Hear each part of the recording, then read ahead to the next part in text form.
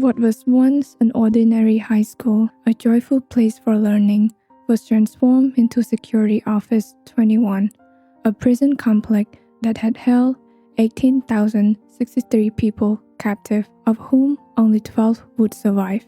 S21 is known as the most notorious torture camp among the 196 camps operated by the Khmer Rouge regime from 1975 to 1979.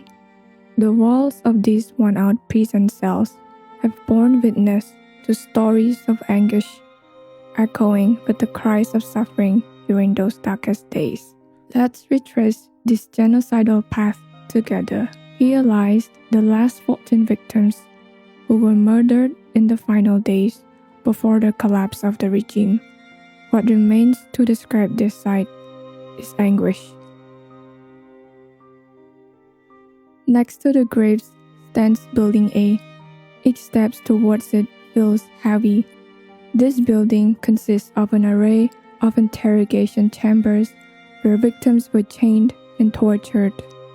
Beating, chaining, electric shocks, and waterboarding were among the forms of physical violence inflicted. One of the most brutal methods was the gallows, a rope climbing pole repurposed to hang prisoners upside down and submerge them into filthy water to torture them into confession.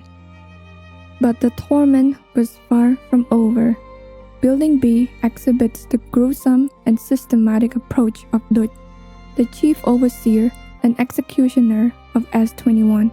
The faces you see here, old and young, Cambodian and foreign, were photographed and meticulously documented before meeting their unjust fate. Some stare back with despair, while others carry a faint hint of defiance against the regime.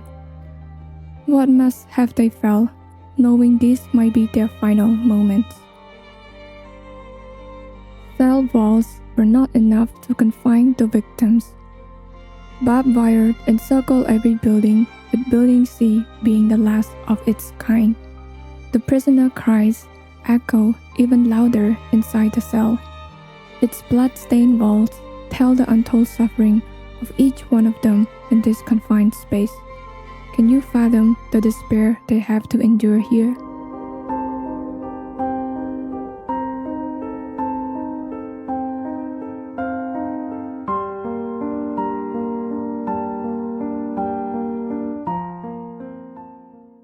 Walking towards Building D, the burden of history grows heavier. Each footsteps echo the horror of the past that demand to be remembered. How can 4 years of genocide be forgotten? The bones and skulls of the innocents, unearthed from the ground of Chung Ai killing field, stand as a display for the world to witness and memorialize the victims of such unspeakable atrocities. For when the weight of sorrow becomes too overwhelming, the White Lotus Room offers a place for solace and reflection. Visitors are invited to breathe deeply, contemplate, and process the profound emotions stirred by the journey through the museum. Here, a moment of peace and stillness can be found amidst the chaos of history. After the collapse of the Khmer Rouge regime, S21 was later repurposed as the Sleng Genocide Museum under the guidance of the Ministry of Culture and Fine Arts. Today, it stands as a beacon of remembrance to the horrors committed under the Khmer Rouge regime.